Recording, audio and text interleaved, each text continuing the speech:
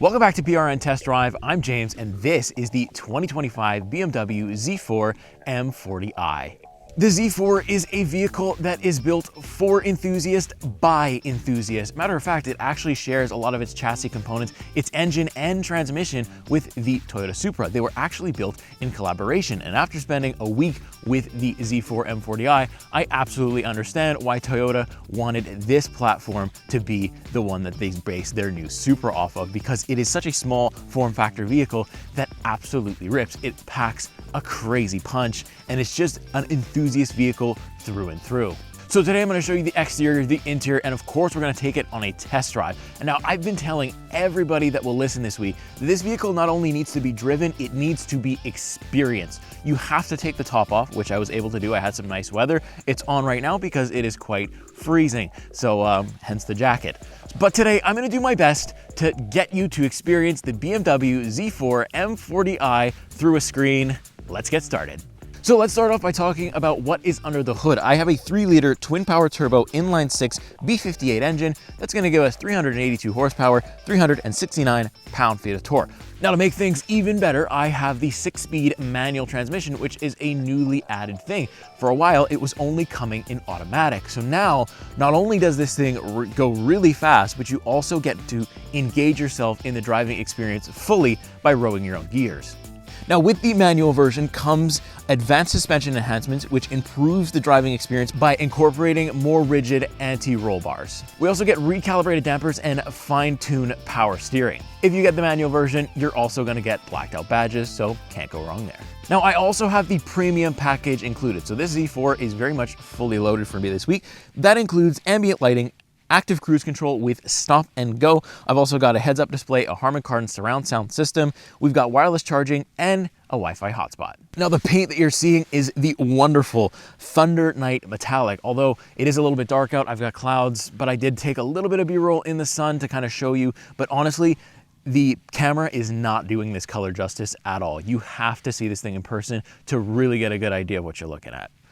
So we start our Z4 experience with the front as usual. We've got really nice daytime running LEDs.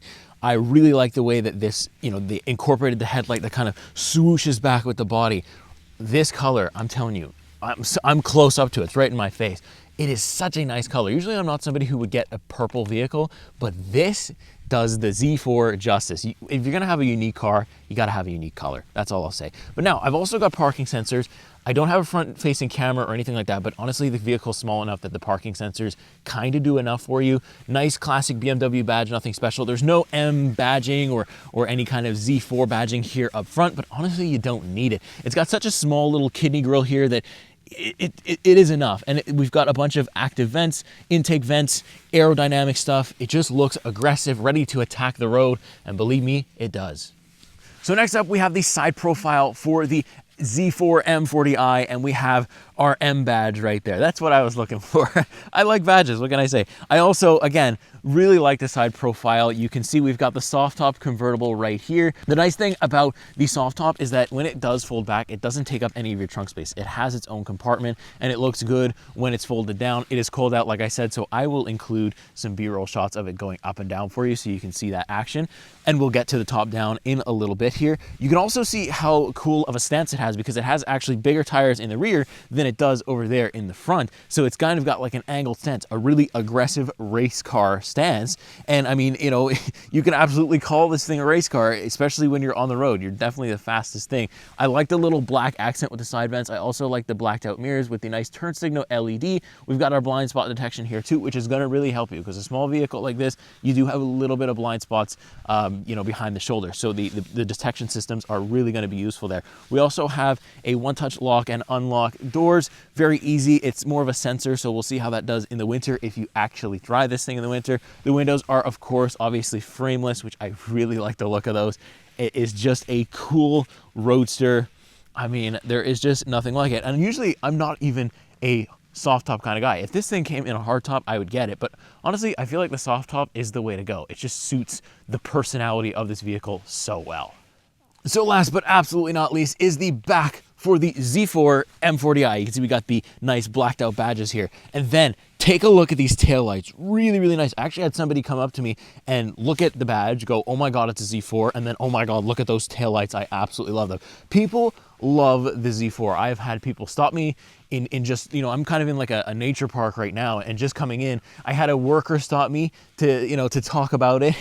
It was just, people love this thing. I'm telling you, it needs to be driven. Now, we do have a backup camera, pretty standard. The quality is decent. I really don't have any complaints about it. We do have the parking sensors here as well. Then we have a little bit of a rear diffuser here, as well as some nice big exhaust, and it is not afraid to be heard. Throw this thing in Sport Plus mode, and it is loud as any convertible I could imagine. I mean, this thing is just in a league of its own. There's just nothing really like it, and I'm just such a fan of it. So let's take a look at the trunk. So it's very easy to open. It's not automatic or anything, but it doesn't really matter. We've got just enough space in here for maybe some golf clubs. You do have a pass through into the interior so that you can kind of stick some longer things should you ever find yourself in a situation where you have some long stuff and you took your Z4 out. But you can absolutely do it should you need to. And I just feel like this is enough. This is enough for, like, you know, a little bit of luggage should you want to take this thing on a little weekend trip or something. Fits all my film gear, no problem. I've had no problem using it this week at all. So really, I mean, it's not really a vehicle that's meant for storage, but it does have a decent amount of it. All right, so inside the interior for the Z4 M40i, what a great place to spend time. Now, there's not a lot of light in here, so it's a little bit dark, but once you drop the roof, well, then you've got all the light anybody could want. I mean, I feel like here at the end of October, beginning of November, I feel like I almost got a sunburn just driving with the top off, because I did have a day where it was very nice, and that's actually the day where I did my driving. So you're gonna see that in just a second here. So let's go over the interior. I really like the steering wheel. It's nice and big and beefy where it needs to be, and also thin, you know, where you're just kind of gonna drive it comfortably, because this thing can be a ripper and a cruiser, and you really do get the best of both worlds here. I've also got my cruise control here. I've got my media control options on the right hand side. I've got a physical steering wheel button. There is no shortage of physical buttons. So if you're a fan of physical buttons, then the Z4 has got you covered, because it's just full of it. There's really nothing tied into the actual infotainment, which I really enjoy. We've also got a nice little M badge on the steering wheel. We got lighting controls on the left-hand side. I've got 2 memory seat settings. My passenger as well will have 2 memory seat settings. Very nice. We've got 1 Harman Kardon speaker right here as well. So let's talk about the seats. The driver's seat specifically, it's very well bolstered. We've also got these little kind of leg support assists as well, which just add to the comfort of it. It's obviously like a small interior. It's quite quaint, but I feel like a lot of people will fit in here. I think taller people will fit in here. Maybe wider people as well will fit in here as well. So that's really good news. I don't feel cramped. It doesn't feel as small as something like the MX-5 did, which I drove during the summer. But this is very well bolstered. It holds you in the seats when you're rowing your own gears. You really need to be, you know, in the zone with a small car like this. You can't really afford to be flying around in your seat. So it definitely keeps you there. You can option it in a bunch of different colors as well. So I've got just kind of the black with the nice, you know, the M Sport stitching and stuff like that. But the material here is also really, really good. I enjoy that. We've also got the $500 option to add kind of the M Sport stitching on the seatbelts, which again, I am not complaining about. I think it looks awesome. I like the stitching here as well around the dash, and it's just a very cool thing to look at. The materials here are very well split up. Next, we'll talk about our infotainment display. So it's very much unchanged. I mean, Niall showed you this 4 years ago. It looks extremely similar to me then than it does now, which isn't really a bad thing, because I feel like BMW said, you know, our enthusiasts don't really care about infotainment experience. Let's make it good. Let's make it easy to use, but let's focus on the driving. Let's give them a manual instead of, you know, making sprawling screens and, you know, the new generation BMWs, what they come with. This is very much kind of throwing it back to the past a little bit, but the past is still really good. We still got our wireless Apple CarPlay, Android Auto, built-in navigation. I've got all the screens that I could want. I can customize my drive modes from in here as well. It's just easy to understand. Same thing with the gauge cluster. It's got the Z4 M40i badge right there. I always see it. I'm a badge guy. I love to see that in my gauge cluster. It shows you what gear you're in, and for beginners like me and driving manual, that's really important. You can configure it a little bit, but honestly, you don't care about it. The heads-up display is there as well, but again, Do I need it? No, because the most important part is the driving experience. And BMW have absolutely identified that and just went, look, we're going to give them, we're not really going to touch the experience software-wise. We're going to touch the experience driving-wise. That's the right move, in my opinion. Now, same thing with HVAC controls. We've got dual zone automatic climate control. We've got heated steering, like I said. We've also got heated seats, no ventilation, but honestly, you don't really need it. It's not a huge deal. Maybe if you live in Florida, you could probably use it. But right now, when I put the top off, when I drop the top of this thing, say I was to do it today, it's very cold out. Well, the heated seats would kind of keep me a little bit warm, and they heat up extremely fast and get really, really hot.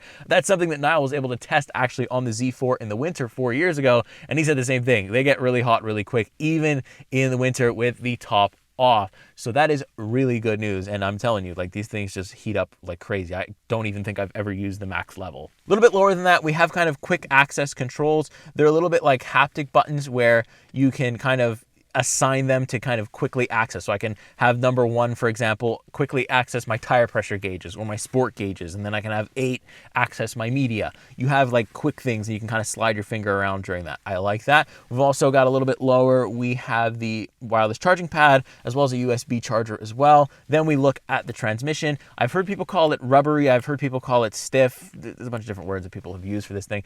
It is interesting. It is definitely a big resistance, or like rubbery is definitely a word that I think makes sense for it, but not necessarily a bad thing because it's very notchy. I always know when I'm in gear. I like that there's kind of a rear lockout in terms of you really have to put a lot of pressure all the way to the left to actually get into reverse. You cannot accidentally go into reverse when you're trying to get into first as a beginner, so that's very good as well. Clutch pedal as well, very easy to operate, very easy to feel that engagement point, but I will mention that a little bit more in detail when we actually take it for a drive. I've got my button to actually take the top off here. It takes about 10 seconds, and I think you can do it going up to about 50 kilometers an hour. I've done it around 45 just to not push it, but you can do it while you're moving, no problem. Got the parking sensor button, the auto start stop button, the engine start stop right here. And then I've got my sport mode button, my comfort mode, and my Eco Pro. Yes, the Z4 has an Eco Pro, and no, I've not used it all week. Now I've also got my electronic parking brake and this little button, or this little dial here, this little rotating guy, so that way I can control the infotainment without actually having to touch it. Very nice to use. You don't have to touch your screen at all, and you have your quick access button, so everything, you can kind of do everything while shifting and driving at the same time without really taking your eyes or hands off the wheel too much. So that is very convenient. Now, in terms of storage, I do have a glove compartment, and I also do have some storage in the rear. There's a little cubby in the rear where the speakers are, and there's also a little bit of cargo net. And then I have this guy that can open up. I've got 2 cup holders. I can fold one side down, so I still have my armrest to shift. But that's pretty much it. BMW have given us as much storage as you possibly can, I think, in a vehicle that's so small. But still, I feel like it's good enough for what the general people that buy this thing are going to use it for. So we're probably good there. So let's get to the driving. Let's get this roof off. The driving is going to start where I'm going to just drive with the roof up because I want you to hear the road noise and stuff like that. And then, of course, I'm going to take the roof off. You're going to hear the engine in all its glory. Let's do it.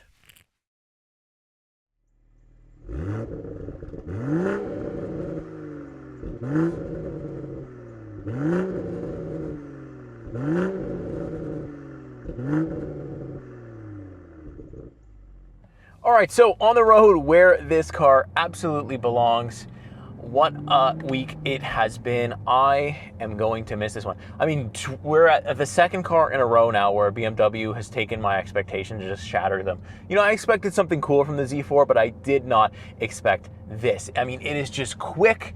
It's fun to drive. It's fun to, it's easy to use. It's, oh my God, like there's just not enough good that I could say about the driving experience. It really is a vehicle that I feel like you need to experience to really understand what I'm talking about. Like I'm sitting in my comfort mode right now, and it's, you know, the adaptive dampers are working, going over a few bumps here, really not feeling them too much. Obviously you're gonna feel them a little bit. It's not like a full-size SUV with the max dampers. Like you are still in a low to the ground sports car. You are still going to feel the bumps a little bit, but you know, I've got the top up right now. It is very nice outside, so I will kind of stop somewhere, I'll show you how that works. The top comes down. But I want to also talk about how it is to drive with the top up, because you are going to be doing that when it's bad weather or when it's cold outside, like it has been for the majority of the week. But I'm actually lucky and I get a day where the sun is out, it's a nice fall day, and it happens to be pretty warm, so I can actually wear a t-shirt and I don't have to like cover up my head in a hood. But now I'll show that we can drive the Z4 in the winter 4 years ago, but I mean still, if BMW have done anything, they've definitely improved the platform. So even 4 years ago, you could still use this thing in the winter. But I'm lucky enough and I've got dry roads, no snow, and I can really experience this thing. So let's do a little launch here from first.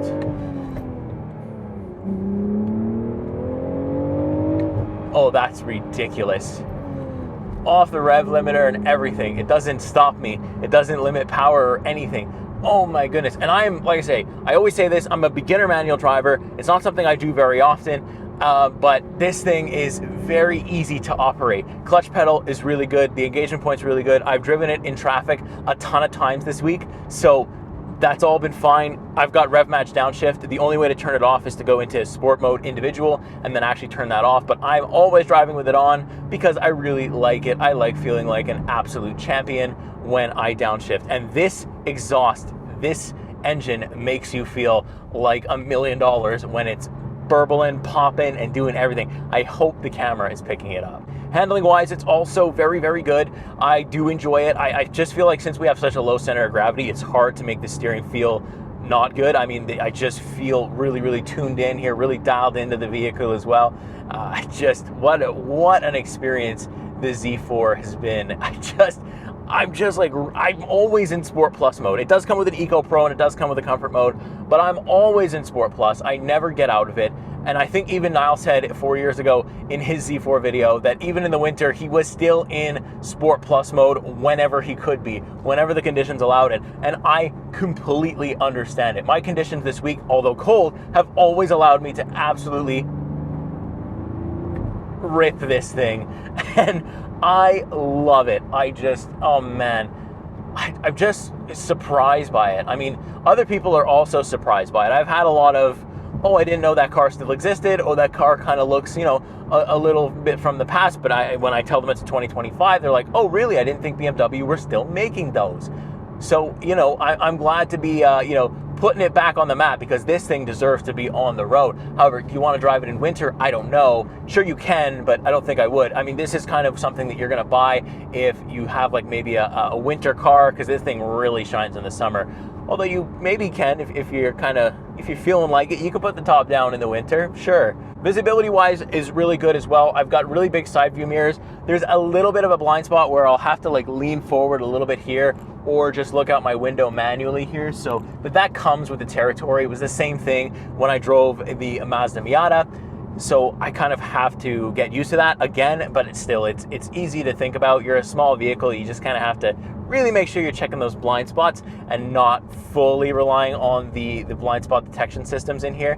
I just make sure that, you know, you're all good to go. But I really haven't had a problem adjusting to that. It's just something that comes with a small car factor.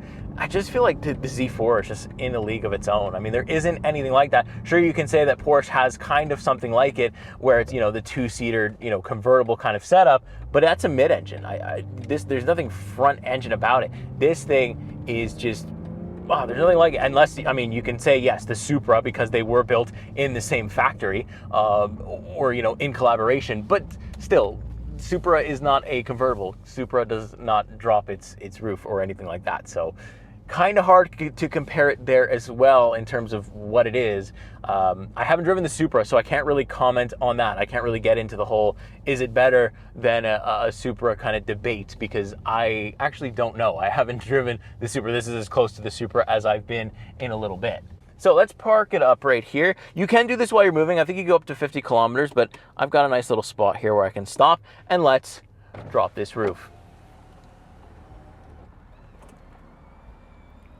Takes about 10 seconds, give or take, really fast. Now the sun is really in my face. I need a pair of sunglasses, but I don't have prescription sunglasses. So unfortunately, that's kind of where we are at. So now let's get out of here. Let's back this thing up. It's also got like a really nice reverse lockout where you got to give it some force to actually get into reverse. which I really do enjoy, because us beginners can kind of, you know, understand that you're always paranoid about accidentally putting yourself into reverse when you're trying to get into first, but this you really need force. Also, I heard a lot of comments before driving this thing that, you know, watch out, the transmission is kind of, or the gear shifter is kind of resistant, it's kind of rubbery, and I was like, I've never heard that term before, rubbery. And then I get into it, and yeah, it is rubbery. It's you know, it's got a little bit of resistance, but it also is very notchy at the same time. I also always know when I'm in the gear that I want to be in, just based off feel. Like, I don't really need to look down or anything. So I'm gonna rip it with the windows down, and you might hear a bit of buffeting because there is a little bit with the windows down, but let's do it. Second gear, let's pull. Oh my God. Let's put these windows up so you can hear me better. Does that ever get old? I mean, if you're watching this and you own a Z4 yourself, does that feeling, does that sound, does that noise ever get old? Because I'm thinking no. I'm thinking it's absolutely impossible, because what an experience that is. Just, you know, to be able to, you know, take the roof off and just hear it, fully hear that exhaust popping in the back of you. Oh man, there's just not a lot of experiences like this. They really don't make the Z4, you know, a lot of cars like the Z4. I mean, the closest thing I have to compare to is the Mazda Miata, or the MX-5, whichever one you want to call it. And that one was cool too, but it didn't sound like this. It didn't have the horsepower that this does. It didn't handle like this. It didn't perform anywhere close to this. So this is like taking the MX-5 and just pumping it up to 100 and just, you know, having an absolute blast with it. And that's why I really think that this car cannot die, because if you kill the Z4, you kind of, you know, say goodbye to sports cars as a whole, because this is the true embodiment of sports vehicles. Now, yeah, the Z4, you can always make the argument that it's expensive, whatever, but I feel like, you know what, if I was retired and I had a little bit of money lying around, oh my God, I might just go for it. I know from my previous MX-5 videos that I've done that a lot of people that are retired are buying those cars, and it's a great value. But this, if you can afford this specific one, if you can afford the Z4, and you got, you know, all your life left to live, no work, you don't got to get up and go anywhere, and when it's a nice summer day, it's hot outside, and you can just get in this thing and rip around town, that is retirement. And honestly, if they decide to, you know, discontinue this vehicle, I have to make sure that I keep an eye on it, because when I retire, I might just be looking for one, because these things are just one of a kind. What an experience to drive these things. It's just, I love it. So if you're at all curious of what this thing would be like to drive during the winter, well, we've got you covered. Although it was 4 years ago, Niall did take the C4 out in the winter on some Quebec roads. And yeah, it was quite a cool video. I recommend you go watch it. So now we've kind of got both sides of the coin, where, you know, he drove it in the winter, I drove it in the fall, but still dry roads versus snow roads. You know, it can kind of do it all if you're willing to take that risk in the winter, and I think that's awesome. So if you're interested, go check that out. Make sure you leave a like, make sure you subscribe to the channel. We've got cars until the end of the year and beyond that booked up, ready to go for you. So plenty of content on the way. Let me know what you think. If you own one of these things, what do you think? How's the reliability been? How has it been to actually own one? If you own one, I am absolutely jealous of you. And yeah, let me know how your experience has been. I love hearing from the audience. I love kind of creating that conversation, especially around a vehicle like this. All I want to do is talk about it. So let's have the conversation. And with that being said, I will see you in the next week. See you in the next car. Take care.